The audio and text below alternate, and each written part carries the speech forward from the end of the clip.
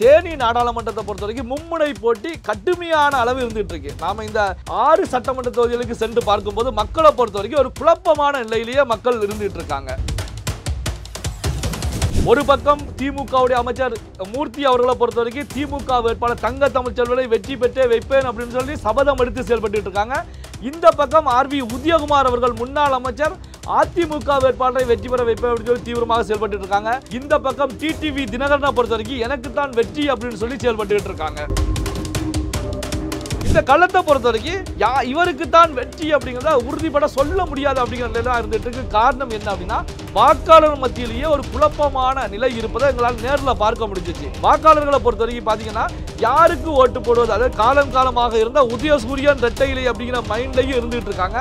அதே நேரத்தில் குக்கர் சின்னத்தில் தான் தங்க தமிழ்ச்செல்வன் போட்டியிடுகிறார் அப்படிங்கிற கருத்துக்களையும் வாக்காளர்கள் ஒரு சில நம்மளை தெரிவிக்கும் போதுதான் இந்த தொகுதியில் பார்வேர்டு பிளாக் உடைய மாநில செயலாளர் கதிரவன் அதிமுக வேட்பாளரை வெற்றி பெற வைப்பேன் அப்படின்னு சொல்லி சபதம் எடுத்து தீவிரமாக செயல்பட்டு இருக்காங்க.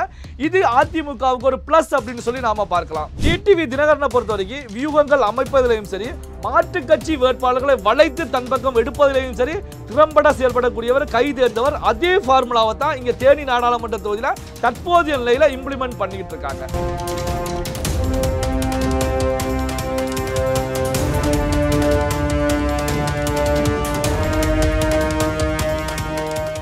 ரியல் ஒன் வாய்ஸ் நேயர்களுக்கு வணக்கம். இன்று நம்முடன் நேர்காணலுக்காக அரசியல் விமர்சகர் நெல்லை சிவா இணைந்திருக்கார். வணக்கம் சார். வணக்கம் வினோத். சார், தேனி தொகுதியின் இறுதிக்கட்ட நிலவரம் இப்போ எப்படி சார் இருக்கு? தேனி நாடாளுமன்ற தொகுதியை பொறுத்த வரைக்கும் தமிழ்நாட்டில் இருக்கக்கூடிய தொகுதியில் இதுவும் ஒரு முக்கியமான முதன்மையான ஒரு தொகுதி, ஸ்டார் தொகுதி. டிடிவி தினகரன் அமமுகவுடைய பொதுச் செயலாளர் டிடிவி தினகரன் அவர்கள் பாரதிய ஜனதா கட்சி சார்பாக இங்கே களம் கட்டிருக்காங்க. அவரை எதிர்த்து டிடிவி தினகரனோடு பயணித்தவர் தங்க தமிழ்ச்செல்வன் திமுக சார்பாக இங்கே களத்தில் இருக்காங்க. இந்த தொகுதியை எடுத்து பார்த்தோம் அப்படின்னா அதிமுக பக்கம் நாராயணசாமி களத்தில் இறக்கியிருக்காங்க. 40 ஆண்டு காலத்திற்கு மேலாக அதிமுகவில் பயணிக்கக்கூடிய, நீண்ட காலம் பயணித்த நாராயணசாமி இப்படியாக பிரச்சாரங்கள் மிக மும்முரமாக நடந்துக்கிட்டே இருக்கு. இந்த 3 வேட்பாளர்களுமே ஒரு காலகட்டத்தில் அதிமுகவில் இருந்தவர்கள்.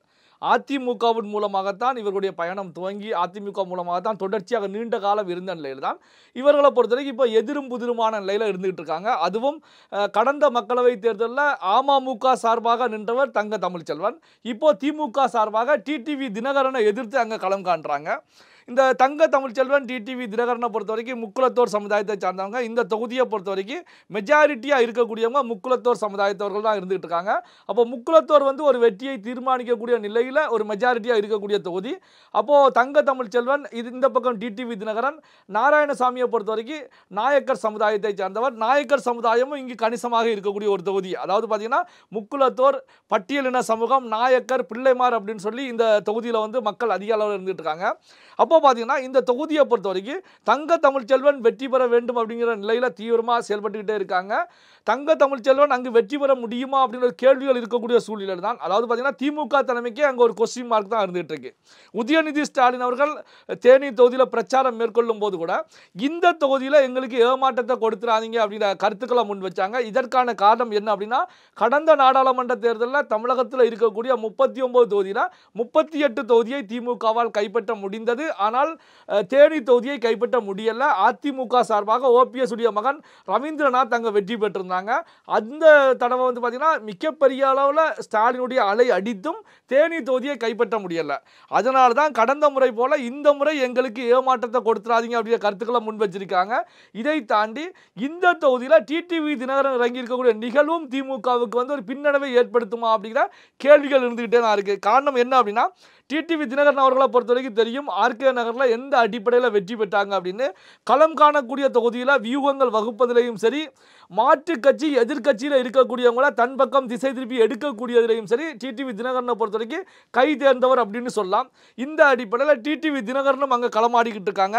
டிடிவி தினகரன் அங்கு களமாடுவதன் மூலமாக இந்த முக்குலத்தோர் வாக்குகளை பொறுத்த வரைக்கும் டிடிவி தினகரனுக்கு அதிக அளவில் திரும்புவதற்கான வாய்ப்புகள் இருக்கிறது.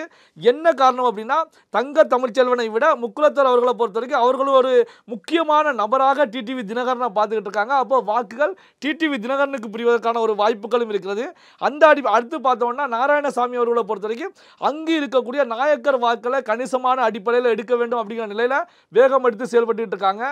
அதே நேரத்தில் பார்த்தீங்கன்னா அமைச்சர் மூர்த்தி அவர்களை பொறுத்த வரைக்கும் தங்க தமிழ்ச்செல்வனை இந்த தொகுதியில் வெற்றி பெற வைக்க வேண்டியது என்னுடைய கடமை அப்படின்னு சொல்லி திமுக தலைமையிடம் சபதம் எடுத்திருப்பதாகவும் ஒரு செய்தி இருந்துட்டு இருக்கு. இந்த அடிப்படையில் தான் அமைச்சர் மூர்த்தி அவர்களும் தீவிரமாக அங்கே களமாடிக்கிட்டு இருக்காங்க. மூர்த்தி அவர்கள் இந்த பக்கம் களமாடும் போது இந்த பக்கம் அதிமுகவுக்கு நாராயணசாமிக்கு ஆர்பி உதயகுமார் அவர்களை பொறுத்த வரைக்கும் இந்த தொகுதியில் தீவிரமான வேலைகளில் இறங்கி செயல்பட்டுக்கிட்டே இருக்காங்க. அதே நேரத்தில் பார்த்தீங்கன்னா இந்த தொகுதியை பொறுத்த வரைக்கும் அண்ணாமலை தலைவராக வந்த பிறகு பாஜகவும் அங்கு வளர்ச்சியை கண்டிருக்கிறது.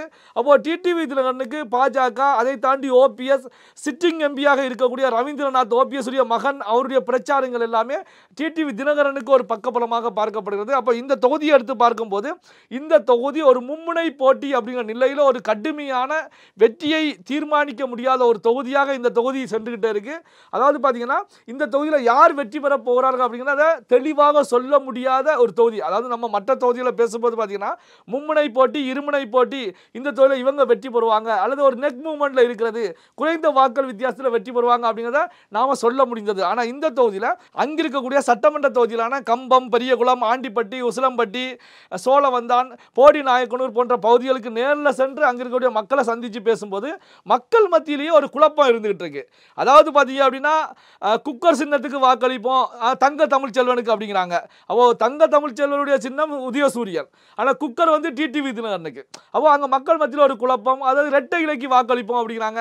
பார்த்தீங்கன்னா அங்கே வந்து கிராமங்களை பொறுத்த வரைக்கும், அங்கே இருக்கக்கூடிய கிராமங்களை பொறுத்த வரைக்கும் மக்கள் இன்னமும் அந்த ரெட்டை இலை அப்படிங்கிற நிலையிலையும் இருந்துட்டு இருக்காங்க. ரெட்டை இலைக்கு ஓட்டு போட்டால் டிடிவி தினகரனுக்கு ஓட்டு போட்ட மாதிரியும் மனநிலையில் இருக்காங்க. அதே நேரத்தில் பார்த்தீங்கன்னா குக்கர் சின்னத்தில் தான் தங்க தமிழ்ச்செல்வன் நிற்கிறாரு. ஏன்னா அமமுக சார்பாக கடந்த தேர்தலில் குக்கர் சின்னத்தில் நின்னதுனால அப்போ அமமுக சார்பாகத்தான் தங்க தமிழ்ச்செல்வன் நிற்கிறாங்க அப்படிங்கிற நிலையிலையும் ஒரு சில மக்கள் பேசுகிறாங்க. அப்போ பார்த்தீங்கன்னா மக்கள் மத்தியிலையும் இந்த தொகுதியில் குழப்பம் அப்படிங்கிறது பெரிய அளவில் இருந்துகிட்டே இருக்கு. இந்த தொகுதியில் தங்க தமிழ்ச்செல்வனுக்கும் டிடிவி தினகரனுக்கும் கடுமையான போட்டி அப்படின்னு எடுத்துக்கிட்டாலும் அதிமுக பொறுத்த வரைக்கும் அதிமுகவும் வந்து இந்த தொகுதியில் ஒரு பலத்தோடு தான் இருந்துகிட்டு இருக்கு. அதிமுக மிகப்பெரிய அளவில் வீக்குன்னு கிடையாது. ஏன்னா அங்கு நாயக்கர் சமுதாயமும் ஒரு வலுவான சமுதாயமாக இருக்காங்க. அப்போ நாயக்கர் சமுதாயம் சார்புடைய ஒரு வேட்பாளர் இப்போ களத்தில் இறக்கி விடப்பட்டிருக்காங்க. அவரும் நீண்ட காலம் அதிமுகவுக்காக உழைத்தவர், 40 ஆண்டு காலத்துக்கு மேலாக அதிமுகவில் உழைச்சவர். புரட்சி தலைவி ஜெயலலிதா காலகட்டத்திலேயே கட்சியில முக்கியமான நபராக இருந்துட்டு இருக்காங்க. அப்போ கட்சிக்காக உழைத்த ஒருத்தருக்கு எடப்பாடி பழனிசாமி அவர்கள் சீட் கொடுத்திருக்காங்க அப்படிங்கிற அடிப்படையில் இருக்கிறது. அதே நேரத்தில்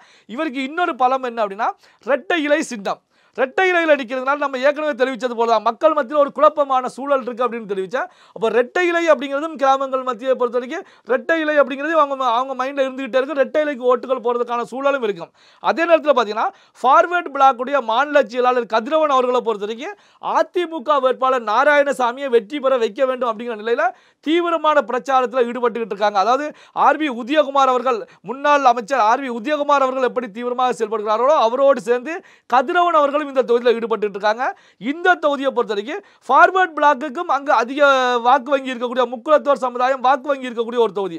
அப்போ பார்த்தீங்கன்னா இந்த தொகுதி கணிசமான அளவு இந்த பக்கம் அதிமுகவுக்கும் பிரிவதற்கான ஒரு சூழல் தான் இருக்கு. அப்போ மும்முனை போட்டி, அதாவது தங்க தமிழ்ச்செல்வனுக்கும் டிடிவிக்கும் இடையில போட்டி அப்படின்னாலும் இந்த போட்டியில அதிமுகவும் சமபலத்தோடு நிற்கிறது அப்படிங்கிற நிலையிலையும் நாம பார்க்க முடியும். இறுதியாக இந்த தொகுதியில் யாருக்கு வெற்றி அப்படிங்கிறத அறுதியிட்டு சொல்ல முடியாத நிலையில் தான் இந்த தேனி நாடாளுமன்ற தொகுதி இருக்கிறது அப்படிங்கிறதா என்னுடைய தனிப்பட்ட கணிப்பு. எங்களோடு இணைந்து தேனி தொகுதியின் இறுதிக்கட்ட கள நிலவரத்தை பகிர்ந்ததற்கு நன்றி சார். நன்றி.